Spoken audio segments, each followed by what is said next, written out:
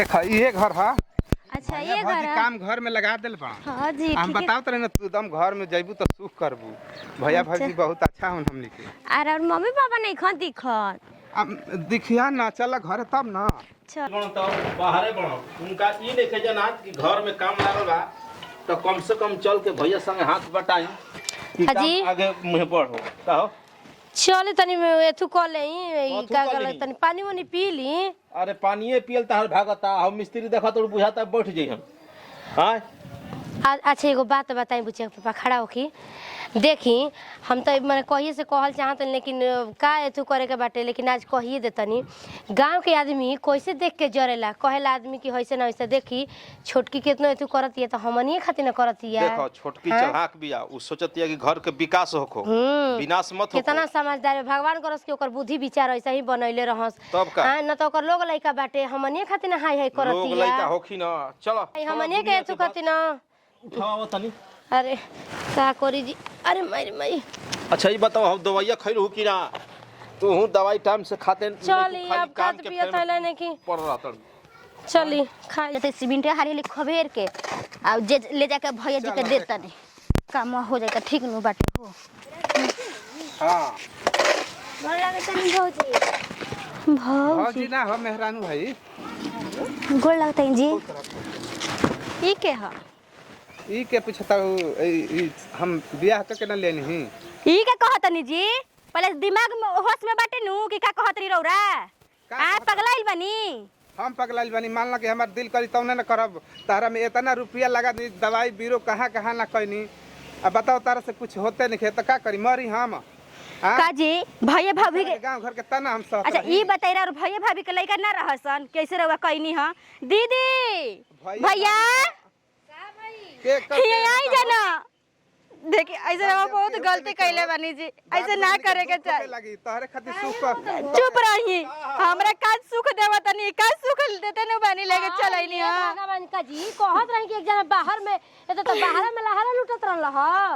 हां ई के करा के लगे बड़ो देखी दीदी से कुछ होते ना रहता हम। अरे भैया अब मरद हवा कि मौगा हुआ बतावा ना कि तारा से कुछ ना होत रहल भाभी का बोलटे ई के हो भैया दवाई में रुपया फुकत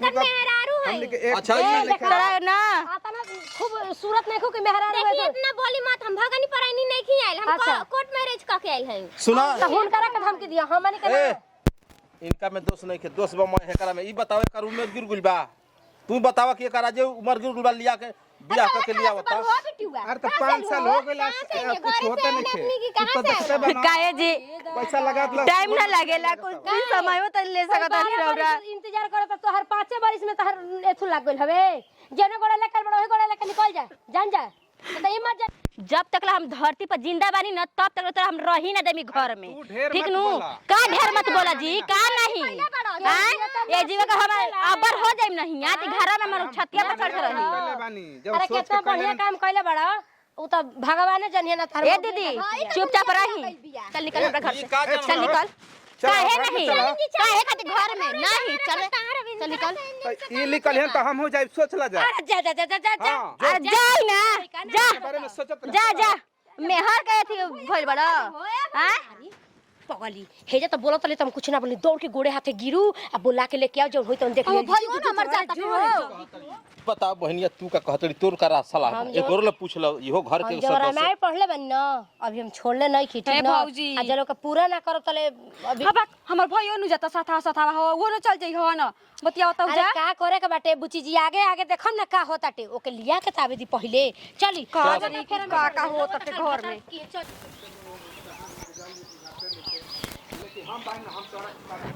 ए जी ए जी मत जाई जी रे गोड़ पर हम गिरा तनी जी क्या गोड़ पर मत गिरा घर से निकाल दे जब तोहर के बुझात नहीं खे ना जी अरे वो घर से मत जाई देखा तू हमर छोट बहन हरु ठीक ना हम तो आके अपन छोट बहन जान के अपने घर में रखा तनी जलील कर देलू जय दी रहवा गलती खइले बन अपन गलती के एक्सेप्ट काहे नहीं के करत रहूरा इयो बताई कि हमरा पे का बीतत ताटे समझावत रही ना तारा तो समझे के चाहिए बात ना हमार तारा खातिर हम का ना कहनी ए जी तो बतिया रे वैसे ही कहत लेकिन घर में चली जा चलो छोट हमर छोट बहन बन के रह तारा चलते ठीक भारी बिया हो डर लागत ताटे लेबे देबे के नहीं के डर लागत लेकिन कुछ कही और हम एहसान कभी न भूलाएम दीदी हम ससुरा के भागा के का करबो को लोग का चुप रह छेला बाड़ी तू अरे जे के चलल जे होने होने कहवा कोनी ले चल के घर से बाहरी गाड़ी में ठीक रही नो आ जाई बेटा हुआ काहे ऐसे करे बानी जी यही जाता है के अरे चल भारी बिया जी दीदी भौजी केने बाड़ू हो बताओ घरवा में केहू नहीं सुनत अब बहनियो नहीं खेलकत आ उहो नहीं खेलकत कहाँ गोइल बैसन रुक जाता नहीं जहाँ काम होता ना भैया ले पूछा तनी कि कहाँ गोइल बैसन बताओ बाजार कर तो हम कोई नहीं वो कहाँ गोइली सन आ उहो घर में नहीं खेलकत ही दादा अरे बेटा वो आ गई तो हमरा के भेजा दे खेला बढ़िया ना हम तू जाई तू निकाल मत ई सब वर्ड हां तू एथु मत करी ह कुछ तोहरा अरे आवो ना तोहरा के तू डेरात काहे अरे आ कहाँ गो रहे भौजी हम मोए घर खोज देनी आइए बाबूजी हम का कही वो कहां से लौकी है ने सुनी पहले हमने के झूठ ना तू करत रही जा अरे अपन बीबी त अपने होखेले भगवा परवा के होके आजले भइल बाड़ी सा कि होखिया सा एक खाली ना हजार वाली कहते कि कहां है वो कहां है हमरा पर हम ओ तने नेथु में है बिटुया से कहत रहनी है कि फोन में लगाव भागत रहल है एकदम पकड़े पड़ हम हाथ हां भगवान बानी जा ओकरा के टॉर्चर करत हो जा बोलत रह जा इतना ना यही सब आ छोड़ी जाए दी बिना मेहर के बानी के सोचे के बाटे अरे इहे बा कि भगवान की घर में देर बा अंधेर नहीं खे अरे देर का अंधेर बा बाबूजी हमर बेग कहां बा हमर से घर जाम जाई